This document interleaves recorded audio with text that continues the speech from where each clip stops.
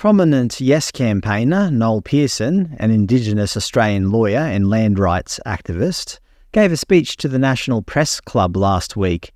When asked by an SBS journalist about how the Yes campaign is resonating with culturally and linguistically diverse Australians, knowing that many come from countries where democracy has been so fragile, and that perhaps the Yes vote will undermine the status quo, Pearson replied with a somewhat illuminating comment about people's colour not matching their opinions. He said, I say to multicultural communities in the campaign that I'm involved in around the country, I say to them, listen, where do you fit into Australia? It's a bit unclear. Are you with the mob from the UK? Are you kind of honorary settlers? Because some of you are the wrong colour. Or you don't come from Northern Europe. You come from Africa, you come from Asia, you come from South America, you come from all over the joint. You come from China. I say to them, where do you fit in Australia? Because we can move to an Australia where the Indigenous, the British descendants, and the multicultural mob become one. Yes, Mr. Pearson sees us and perhaps encourages us to be a divided nation based on our ethnicity. This is Noel Pearson's game. Leader of the opposition, Peter Dutton, responded, "It's a confused campaign the Yes activists are running at the moment. It started with people like Alan Joyce and others dictating to Australians as to how they should vote.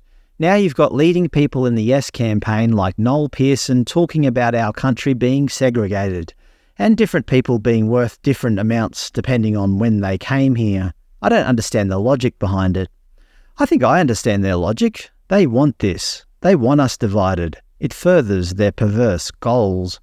Every polling firm, no matter what their affiliation, has found that the Yes vote is sliding dramatically. To pass, the Australian Constitution requires the proposed amendment to attain a double majority in the referendum, that is, a majority of votes nationwide and a majority in at least 4 of the 6 states. It's just not going to happen based on recent polling without some sort of intervention, divine or otherwise. Even Prime Minister Albanese has essentially accepted that this is not going to pass. He recently told The Guardian that the referendum is worthwhile even if it is rejected by voters, because it has succeeded in bringing Indigenous disadvantage front and centre. Mr. Dutton responded, "The Prime Minister says that now it doesn't matter whether it's yes or no. It's been a worthwhile exercise.